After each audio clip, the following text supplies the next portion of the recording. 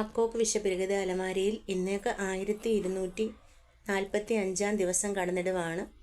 എല്ലാ മാസവും 1-ാം തീയതി അക്കോക്കിൻ്റെ വൈസ് പ്രസിഡന്റ് ശ്രീ ഗോപകുമാർ മാടിയിൽ നൽകുന്ന ഭക്ഷണം അദ്ദേഹത്തിനും അദ്ദേഹത്തിൻ്റെ കുടുംബത്തിനും അക്കോക്കിൻ്റെ പേരിലുള്ള പ്രത്യേകം നന്ദിയും കടപ്പാടും അറിയിക്കുന്നു.